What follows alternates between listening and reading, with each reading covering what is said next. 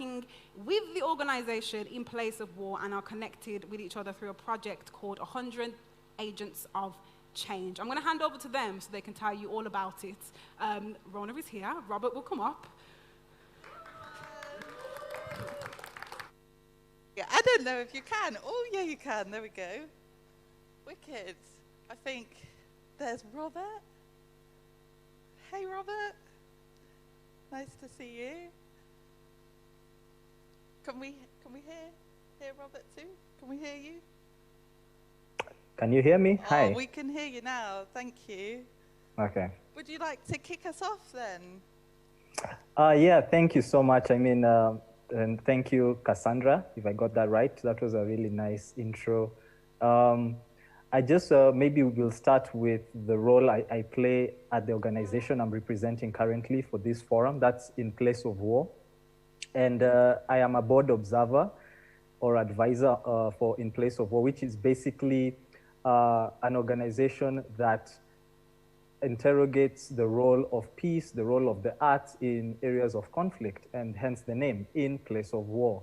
And as such, you'd find In Place of War operates in areas that have a lot of crimes, a lot of war, a lot of ethnic conflict, and violence in various forms. And just to quickly get into the main pillars, which you'll see shortly in a reel, in a video reel, the first is cultural spaces.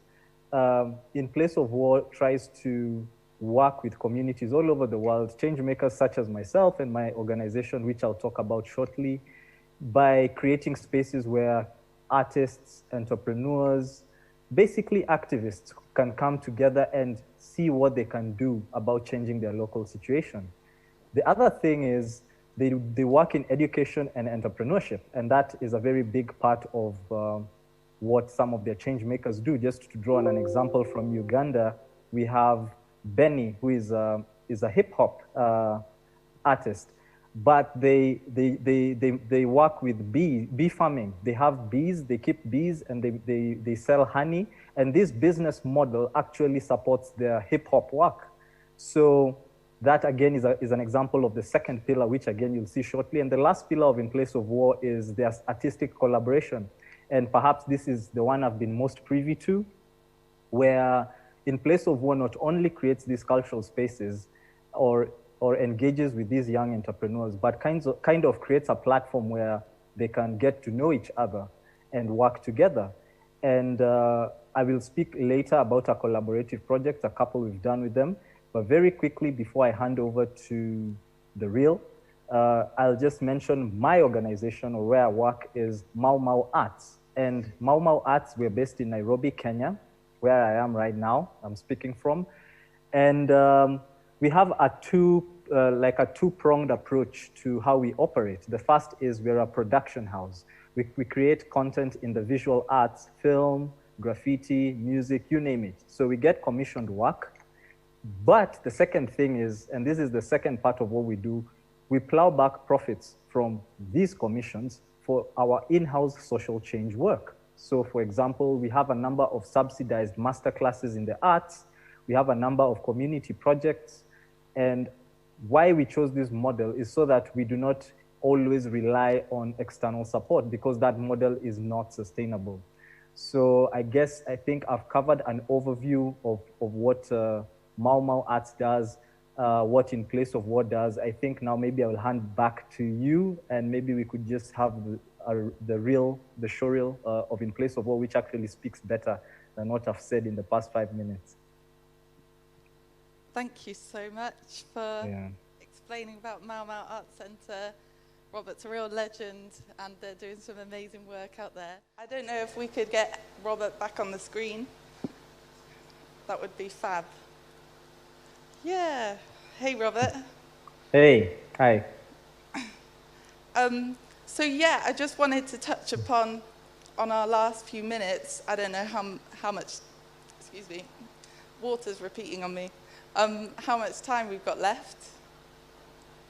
Huh? Plenty of time. Cool. Yeah, I don't know if you wanted to speak about the election in Kenya and about what the kind of vibe is in where you are?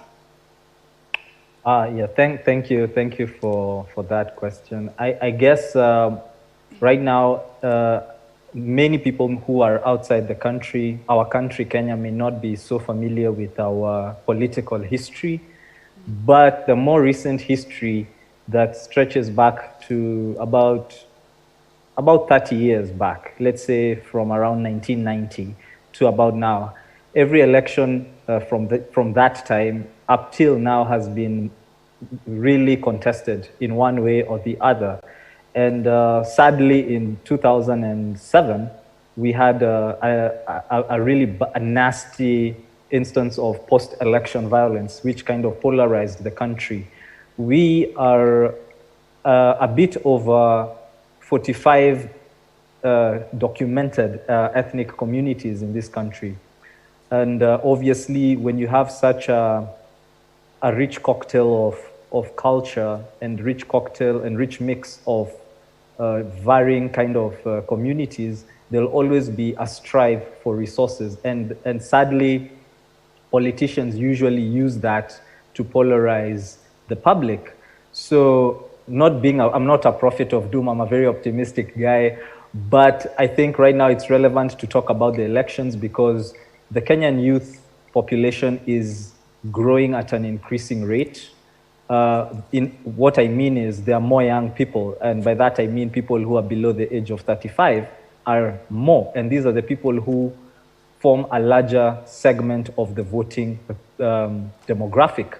So yeah, I think right now we hope things go well. I don't foresee anything nasty happening, but what I would really want to just comment on, I guess based on also the session we are in, taking up space as the theme of this session, is just urging young people to organize around the issues they want to address, because many times we delegate that responsibility to those who are already in power.